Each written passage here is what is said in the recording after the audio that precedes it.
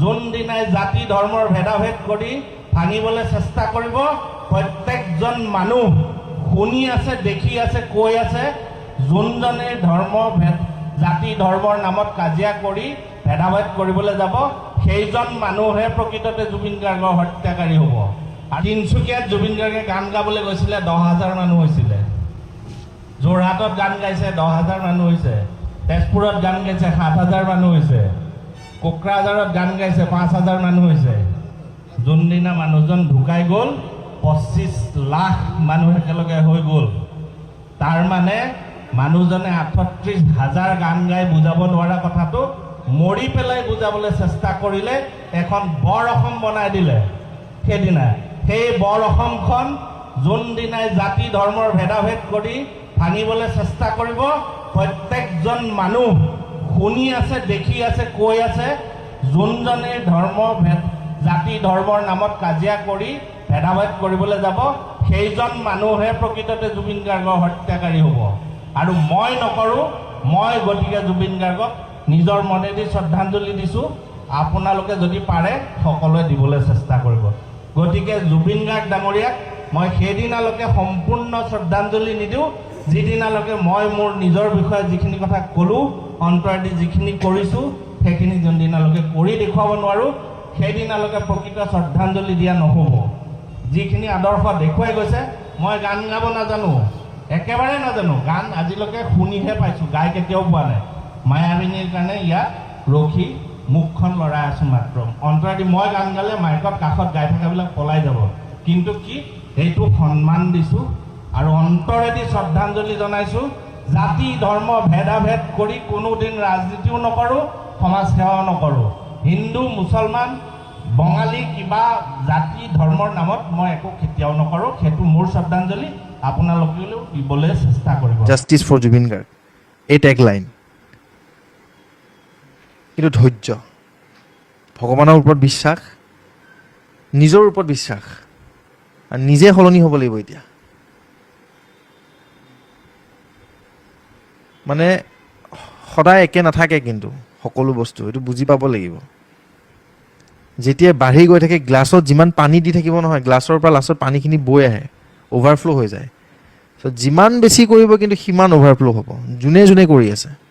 আৰু যিমান আমাক বুৰ্বক বুলি ভাবিব সিমান বাৰ মুখ থেকেচা খাব। এখন নতুন যুগৰ অসম, বাৰে বাৰে কওঁ, নতুন যুগৰ অসম, নতুন অসমীয়া, জুবিন যুগৰ, জুবিন দেশৰ আমি নাগৰিক আৰু নৱপ্ৰজন্ম। আৰু এই নৱপ্ৰজন্ম কিন্তু বাঘতকৈও বেয়া। এনেকুৱা জুই বুকুত লৈ পেলাই আগবাঢ়ি আছোঁ নহয় আমি, যদিও মানুহৰূপী মানুহ হৈ আছোঁ, কিন্তু সেই জংঘলত থকা সেই যেন সিংহটো হৈ আছোঁ প্ৰত্যেকজন অসমীয়া। আপুনিও হৈ আছে দাদা, বুমটো হাতত থাকিব পাৰে, অন্তৰখনত কিন্তু আজি আপোনাৰ নতুন ৰূপ এটা সোমাই পৰিছে, হয়নে? প্ৰত্যেকজন অসমীয়া যিসকলে আজি এই চেনেলটোৰ থ্ৰুদি চাই আছে, মোৰ বিশ্বাস আপোনালোকে মাত মাতিব পৰা নাই চাগে, কোনোবাই সাহস হোৱা নাই, চকুলো টুকি আছে, কিন্তু মোৰ ইমানখিনি বিশ্বাস, মই গৌৰৱ অনুভৱ কৰিছোঁ যে আপোনালোকৰ মনত নতুন অসমীয়া হৈ পেলাই, নতুন একোৰা জুই জ্বলি পেলাই, ক্ষোভত থাকি পেলাই ন্যায়ৰ বাবে আপোনালোকে উতলি আছে আচলতে। চ' এই জুইকুৰা নুনুমাব কিন্তু।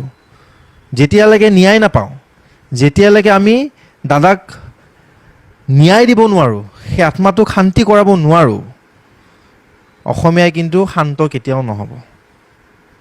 ভদ্ৰভাৱে ধুনীয়াকৈ থাকক, আমি আইন হাতত নলওঁ, কিন্তু মনৰ ভিতৰত একোৰা জুই, খং আৰু ক্ষোভত আমি কৰ্মও কৰিম, মানুহো হ'ব, ল'ৰা ছোৱালী পঢ়িবও।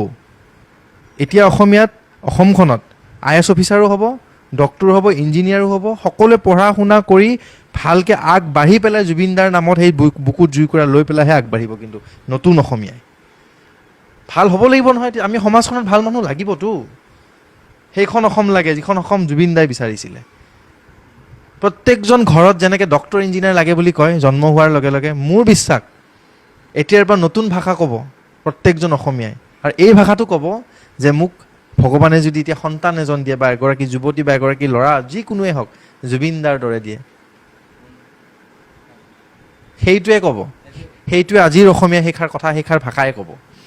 চ' সেয়ে নতুন অসম দাদা।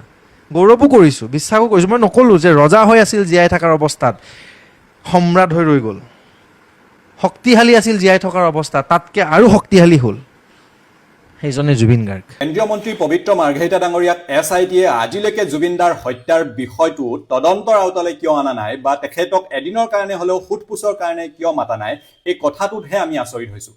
কাৰণ আজি যদি জুবিনদাৰ হত্যাৰ সময়ত আজি থকাৰ নিচিনাই কেন্দ্ৰত বিজেপি চৰকাৰ থাকিলেহেঁতেন আৰু ৰাজ্যত যদি এখন বিজেপি নহয় অবিজেপি চৰকাৰ থাকিলেহেঁতেন, এতিয়ালৈকে তদন্তকাৰী সংস্থাই কেতিয়াবাই পবিত্ৰ মাৰ্ঘেৰিটা ডাঙৰীয়াক তদন্তৰ আওতালৈ আনিলেহেঁতেন, নাইবা সোধপোছৰ কাৰণে হ'লেও মাতি পঠিয়ালেহেঁতেন। কেৱল মাত্ৰ কেন্দ্ৰটো বিজেপি চৰকাৰ আৰু ৰাজ্যটো বিজেপি চৰকাৰ থকা কাৰণে পবিত্ৰ মাৰ্ঘেৰিটা ডাঙৰীয়াক আজিলৈকে SITয়ে সোধপোছৰ কাৰণে মাতা নাই বুলি আমি ভাবোঁ। কাৰণ পবিত্ৰ মাৰ্ঘেৰিটা ডাঙৰীয়াক এইটো কাৰণে সোধপোছৰ কাৰণে মাতিব লাগে, জুবিনদাই নিজে কৈ যোৱা কথা, বহু বছৰ ধৰি এই পবিত্ৰ মাৰ্ঘেৰিটা ডাঙৰীয়া জুবিনদাৰ মেনেজাৰ আছিলে আৰু এখেতে নিজেই জুবিনদাৰ বন্ধু বুলি জহাই ছ'চিয়েল মিডিয়াত পোষ্ট কৰা আমি দেখিছোঁ। যিটো সময়ত SITয়ে এগৰাকী পুৰি বিক্ৰেতা, ৰুটি বিক্ৰেতাকো মাতি নি জুবিনদাৰ বিষয়ে সোধপোছ কৰিছে, তেনে সময়ত জুবিনদাৰ মেনেজাৰ এগৰাকী আৰু যিগৰাকী মেনেজাৰ বৰ্তমান ভাৰত চৰকাৰৰ বহি পৰিক্ৰমা বিভাগৰ বৈদেশিক মন্ত্ৰালয়ৰ ৰাজ্যিক মন্ত্ৰীৰ দায়িত্বত আছে আৰু যিটো বিভাগেই জুবিনদাক ছিংগাপুৰলৈ লৈ যোৱা বুলি বা যিটো বিভাগৰ পৃষ্ঠপোষকতাত জুবিনদাক ছিংগাপুৰলৈ লৈ যোৱা হ'ল বুলি নিউজত খবৰ আহিছে, সেই বিভাগটোৰ মন্ত্ৰীৰ দায়িত্বত থকা পবিত্ৰ মাৰ্ঘেৰিটা ডাঙৰীয়াক ইমান দিনে সোধপোছৰ কাৰণে SITয়ে মাতি পঠিয়াব লাগিছিলে। সততে বিৰোধীক তুচ্ছ-তাচ্ছিল্য কৰা পবিত্ৰ মাৰ্ঘেৰিটা ডাঙৰীয়াই অসমৰ ৰাইজৰ ওচৰত উত্তৰ দিব লাগিব, কিয় আপুনি বিদেশ মন্ত্ৰালয়ৰ ৰাজ্যিক মন্ত্ৰীৰ দায়িত্বত থকাৰ পাছতো SIT যাওঁতে এমাহ সময় লাগিল। আপুনি উত্তৰ দিব লাগিব, ক্ৰছ কাৰেণ্টে যেতিয়া RTI তথ্য বিচাৰি আবেদন কৰিছিলে যে জুবিনদাক ছিংগাপুৰলৈ লৈ যোৱাৰ ক্ষেত্ৰত আপোনাৰ মন্ত্ৰালয়টোৰ, ভাৰত চৰকাৰৰ বিদেশ মন্ত্ৰালয়ৰ কি ভূমিকা আছিলে বা কি ধৰণে সহায় কৰিছিলে, সেই উত্তৰ আপোনাৰ বিভাগটোৱে নিদিওঁ বুলি মানা কৰি দিছে, নাকচ কৰি দিছে। এইটো কাৰণ দেখুৱাই যে তদন্ত চলি আছে। কেৱল মাত্ৰ সোধা হৈছিলে যে আপোনাৰ বিভাগটোৰ ভূমিকা কি জুবিনদাক তালৈ লৈ যোৱাৰ ক্ষেত্ৰত, সেই প্ৰশ্নটো উত্তৰ দিবলৈও আপোনালোকে অস্বীকাৰ কৰি দিছে। গতিকে পবিত্ৰ মাৰ্ঘেৰিটা ডাঙৰীয়া, আপুনি সততে বিৰোধীক তুচ্ছ-তাচ্ছিল্য কৰি মন্তব্য দিয়াৰ কথা আমি বাৰ বাৰ দেখিবলৈ পাওঁ। এতিয়া আপুনি আহি অসমৰ ৰাইজৰ ওচৰতো উত্তৰ দিয়কহি যে আপোনাৰ বন্ধু বুলি আপুনি নিজে কয় জুবিনদাক, আপুনি দায়িত্বত থকাৰ পাছতো SIT যাওঁতে ছিংগাপুৰলৈ এমাহ সময় কিয় লাগিল? আপুনি দায়িত্বত থকাৰ পাছতো চাৰ্টাৰ্ড প্লেনেৰে আনিব বুলি কোৱাৰ পাছতো জুবিনদাৰ মৃতদেহটো নৰ্মেল কমাৰ্চিয়েল প্লেনত আনিবলগীয়া কিয় হ'ল? আপুনি বিদেশ মন্ত্ৰালয়ৰ বহি পৰিক্ৰমা বিভাগৰ ৰাজ্যিক মন্ত্ৰীৰ দায়িত্বত থকাৰ পাছতো জুবিনদাৰ এই হত্যাৰ তদন্তৰ বিষয়টোত আপুনি মন্ত্ৰিত্বত থাকি কি কি সহায় কৰিলে অসমৰ ৰাইজৰ ওচৰত আজি কওকহি। আপুনি বিৰোধীক সততে তুচ্ছ-তাচ্ছিল্য কৰেতো। আপুনি কয় যে কিছুমান বিৰোধীক সমালোচনা কৰি আপুনি কয় যে জনতাৰ তেওঁলোকে প্ৰত্যক্ষভাৱে ভোটেৰে নিৰ্বাচিত হৈ অহা নাই। আপুনিতো নিজেও জনতাৰ প্ৰত্যক্ষভাৱে ভোটেৰে নিৰ্বাচিত হৈ অহা নাই। কৰবাৰ পৰা পাকে প্ৰকাৰে AIUDFৰ ভোট লৈও আপুনি ৰাজ্যসভালৈ গৈছে আৰু হিমন্ত বিশ্ব শৰ্মা ডাঙৰীয়াৰ কৃপাত আপুনি কেন্দ্ৰীয় মন্ত্ৰিত্বত আছে আৰু সেই মন্ত্ৰিত্বত থকাৰ পাছতো আপুনি জুবিনদাৰ মৃত্যুৰ খবৰ পোৱাৰ পাছতো কিন্তু আপুনি ছিংগাপুৰলৈ উৰা নামাৰিলে, য'ত নেকি আপোনাৰ ক্ষমতা আছিলে, আপুনি মন্ত্ৰিত্বত আছে, আপোনাৰ দায়িত্বও আছিল, আপোনাৰ বন্ধু আছিল সেইগৰাকী। আপুনি মৃত্যুৰ খবৰ পোৱাৰ লগে লগে ছিংগাপুৰলৈ উৰা মাৰিব লাগিছিলে, কিন্তু আপুনি কোনো ধৰণৰ কাম জুবিনদাৰ কাৰণে আজিলৈকে কৰা নাই। আপুনি মন্ত্ৰিত্বত থকাৰ পাছতো সেই নিৰ্দিষ্ট বিভাগটোতেই মন্ত্ৰী হৈ থকাৰ পাছতো SIT যাওঁতে ছিংগাপুৰলৈ এমাহ সময় লগাই দিলে আৰু এতিয়া RTI তথ্য বিচাৰি যেতিয়া আবেদন কৰিছে যে আপোনাৰ বিভাগটোৰ ভূমিকা কি আছিল জুবিনদাক তালৈ লৈ যোৱাৰ ক্ষেত্ৰত, আপোনালোকে অস্বীকাৰ কৰিছে উত্তৰ দিবলৈ। গতিকে এই কথা বতৰাবোৰ ৰাইজে লক্ষ্য কৰি আছে। ৰাইজৰ ওচৰত আপোনালোক জবাবদিহি হয়, আপোনালোকে আহি ৰাইজৰ ওচৰত এই প্ৰশ্নকেইটাৰ উত্তৰ দিয়কহি। জুবিন গাৰ্গৰ সৈতে যে আপোনাৰ এটা আত্মিক সম্পৰ্ক, সেই যে কণমানি চিৰঞ্জীৱগৰাকীক ঢোলটো বজাই থাকে জুবিন গাৰ্গৰ কাষত মঞ্চই টোপনি ক্ষতি কৰি ঘূৰি ফুৰিছিল, সেই সংগ্ৰাম, সেই কাহিনীবোৰ, সেই পিতা পুত্ৰৰ দৰে সম্পৰ্কবোৰ, সেইবোৰ ৰাইজে নজনাকৈ আপোনাক কেতিয়াবা তাচ্ছিল্যসূচক মন্তব্য কৰিছে। আক্ৰমণবোৰ কেনেকুৱা? আচলতে আক্ৰমণ সাংঘাতিক দুৰ্দান্ত আক্ৰমণ। আৰু এটা কথা খুব ধুনীয়া কথাটো হ'ল যে মোৰ সন্মুখত যিটো ঢাল বুলি কয়, সেই ঢালে কিন্তু জুবিন দা। আকৌ এটা ইমাজিনাৰী ঢাল এখন আছে, কলিজাটো জুবিন দা, কথাখিনি জুবিন দাৰ, মানুহজনহে বেলেগ, আত্মাটো কিন্তু দাদাক লৈ পেলাই চিয়াই আছো। আৰু সেই ঢালখন এনেকৈ আগবঢ়াই দিছো, খাতিৰ নকৰা বুলি এষাৰ কথা আছে, মই শব্দটো বাৰে বাৰে ওলাই মুখত, মই আজি নকওঁ, তোমাৰ আগত মই নোৱাৰোঁ আচলতে। আৰু সমাজখনে এতিয়া বিচৰা নাই মোৰ পৰা সেনেকুৱা অলপমান উগ্ৰ হোৱাটো বিচৰা নাই। বহুতে মৰমত কৈ আছে উগ্ৰ নহয় চিৰঞ্জীৱ, ওলাই যায় কেতিয়াবা। এনিৱেজ, এই যে বন্ধু বুলি এষাৰ কথা আছে ন, মোৰ জীৱনত বহুত ভাল ভাল বন্ধু মই আজি আঁতৰাই দিলোঁ, যাক মই ভাল বুলি ভাবিছিলোঁ। এইকাৰণে আঁতৰাই দিলোঁ, তাহাঁতে মোক বাৰে বাৰে এষাৰ কথাই কয়, চিৰঞ্জীৱ তোক জেলত গ'লে কিন্তু মই তোৰ লগত নাযাওঁ, তোক জেলত লৈ যাব নেকি, এই তোক দেখোন এনেকৈ দেখি আছোঁ তই ক'ৰবাত জেলত যাবি নেকি বাৰে বাৰে 24/7 যেতিয়া সেই জেল বুলি কৈছে মই ভয় নাই খোৱা কিন্তু মই ভাবিছোঁ যে তহঁতে যদি মোৰ অনবৰত নেগেটিভ কমেণ্টে দি আছ তহঁতে যদি মই জুবিনদাৰ হয় ন্যায়ৰ নামত মই মাতষাৰ মাতাৰ লগে লগে তই যদি কৈছ তই জেল যাবি তই কেতিয়াও মোৰ ভাল বন্ধু হ'ব নোৱাৰ চাওক চোৱা দাদাৰ লগত আশে পাশে থকা কালপিতকেইটা জেলত আছে আৰু মোৰ লগত আশে পাশে থকা মই চৌকল বন্ধুকেইটা মোক নালাগে একদম স্পষ্ট কথা লাগিলে অকলে থাকিম মা দেউতা মই ভণ্টি আৰু মনত জুবিন দা আকাশত জুবিন দা বায়ু বতাহ জুবিন দা আপুনি ইমান মাত মাতি থাকোতে পিতৃ মাতৃৰ সহযোগিতা এইকেইদিন সাংঘাতিক নাই একদম নাই মই একদম তেখেতসকলক আক্ৰমণ কৰা হৈছে নেকি নাই কৰা মাক কৰিছে মাক খুব ধুনীয়াকে লিখিছে কিছুমান ক্ষেত্ৰত পলিটিক্যালি সামাজিক মাধ্যমতে কিন্তু মোক যিবোৰ ক'লে মোক কৈ আছে বেয়া লগাটো হ'ল যে মোক সোধে যে তই টিকেট ক'ৰ পৰা ল'বি বেয়া লগাবোৰ হ'ল যে তই কোনটো দলৰ পৰা টিকেট ল'বি নিৰ্ধাৰণ কৰ যেতিয়া বেলেগ এটা শক্তিশালী বুলি নকওঁ বা বিৰোধী দলৰ মানুহে যেতিয়া ফোন কৰি পেলাই মোক সুধিব কথা কিছুমান বা যেতিয়া ইনডাইৰেক্টলি টিকেটৰ কথা ক'ব তেতিয়া মোৰ দুখ লাগে মোৰ বেয়া লাগে আৰু সামাজিক মাধ্যমত যেতিয়া ক'ব যে ফেম ল'বলৈ আহিছা জুবিনদাৰ নামত ন্যায় বিচাৰি আহিছা তই প্ৰকৃত জুবিন অনুৰাগী নেকি মই বাৰে বাৰে এইবোৰ কথা পাই আছোঁ ন এতিয়া মানে হজম কৰিব পৰা হৈ গ'লো কিন্তু দুখ ক'ত লাগি আছে জানানে মানে যেতিয়া এখন শক্তিশালী চৰকাৰ এই বিজেপি চৰকাৰখনৰ কথা কৈছোঁ ইমান শ্ৰদ্ধা কৰোঁ মামা বুলি সম্বোধন কৰোঁ তেখেতৰ প্ৰত্যেকটো কামত ভাল কামত সদায় শলাগ লওঁ কোনো দিন তেখেতক যদি কোনোবাই বেয়াকৈ কয় মই মাত মাতোঁ যে নকবি কিন্তু ভাল কাম কৰি আছে কিন্তু এটা বস্তু তেওঁলোকৰ মোৰ দুখ লাগে কেতিয়াবা হিন্দু মুছলমানৰ ক্ষেত্ৰত এখন বেলেগ নাটক হৈ যায় তেতিয়া দুখ লাগে অন্তৰখনে কান্দে কিন্তু তাৰে মাজত যেতিয়া তেওঁলোকে মোৰ দৰে সামান্য ঘৰ এখনৰ ল'ৰাক তেওঁলোকৰ অফিচিয়েল পেজত দেখুৱাই দিলে যে মই কংগ্ৰেছী বুলি এজেণ্ট বুলি মই হেনো এজন দুখন মুখা লৈ পেলাই সমাজখনত গৈ আছোঁ দুখন মুখা পিন্ধি পেলাই জুবিন অনুৰাগী হৈ পেলাই মই ন্যায়ৰ হকে মাত মাতি আছোঁ তেতিয়া মোৰ দুখ লাগিছে আচলতে দুখতকৈ বেছি লাজ লাগিছে যে আপোনালোকৰ দৰে ইমান সুস্থ মগজু থকাৰ পিছতো এটা ডিগ্ৰী আছে আপোনালোকে কেনেকৈ পাৰিলে মোৰ দৰে ল'ৰাটোক এনেকৈ আনি পেলাই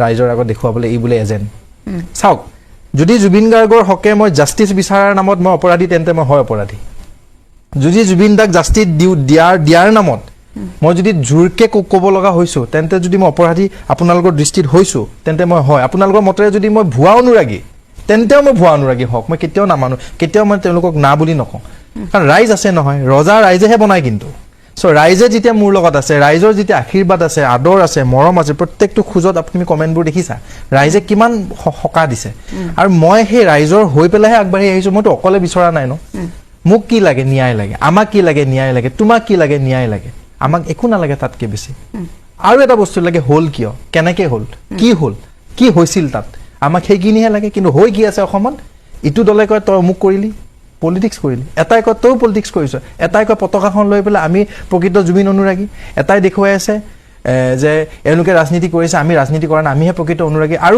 এজনে আজি ধুনীয়াকৈ কৈ দিলে যে জীৱিত কালত জুবিন গাৰ্গক তুচ্ছ তাচ্ছিল্য কৰি পেলাই অপমান কৰিছিলে অমুক দলে আচলতে নিউজ চেনেলবিলাকত যেতিয়া আমি এইবোৰ দেখি থাকোঁ আচলতে বিৰাট অশান্তি পাওঁ দুখ লাগে কষ্ট পাওঁ আমাক লাগে কি সোণালী আখৰত জুবিন দাক আমি জীয়াই ৰাখিব লাগে আমাক জাষ্টিচ লাগে তাতকৈ আমাক একো নালাগে আমাক মুঠতে ৰাজনীতি নালাগে একদম স্পষ্ট কথা ৰাজনীতি হ'ব ৰাজনীতি কৰি থাকক কিন্তু এই যুগৰ অসমীয়াক এতিয়ালৈকে যেতিয়ালৈকে জাষ্টিচ নাপাওঁ এইষাৰ মাত কেতিয়াও স্তব্ধ নহয় এই অন্তৰখন কেতিয়াও থমকি নৰে আৰু জাষ্টিচ পোৱাৰ পিছতো কিন্তু মাতষাৰ থাকিব জাষ্টিচ পোৱাৰ পিছত যেন আৰু দুৰ্দান্তভাৱে আৰু খুব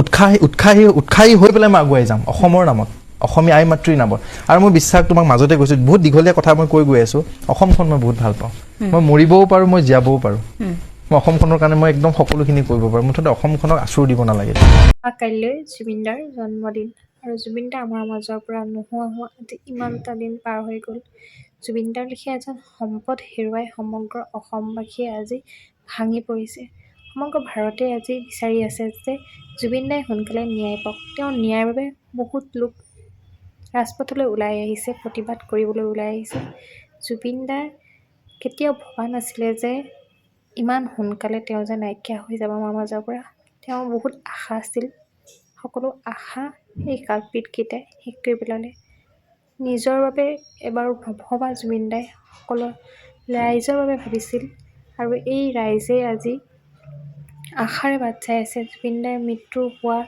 কি হৈছিল জানিবৰ কাৰণে ছিংগাপুৰত আচলতে হৈছিল কি সকলোৱে সেইটোৱে বিচাৰি আছে যে জুবিনদাৰ লগত এনেকুৱা কি ঘটিল যে জুবিনদা একেদিনাই মৃত্যুমুখত পৰিবলগীয়া হ'ল সকলোৱে বিচাৰিছে জুবিনদাৰ লেখীয়া ভগৱান এজন হেৰুৱাই এজন সম্পদ আমাৰ অসমবাসীয়ে হেৰুৱাই সকলোৱে বহুত বেছি ভাগি আছে জুবিনদাই সোনকালে ন্যায় পাওক সকলোৱে আশাৰে বাট চাইছে। জুবিনদাৰ অনুৰাগীসকলে আজি আশাৰে বাট চাই আছে।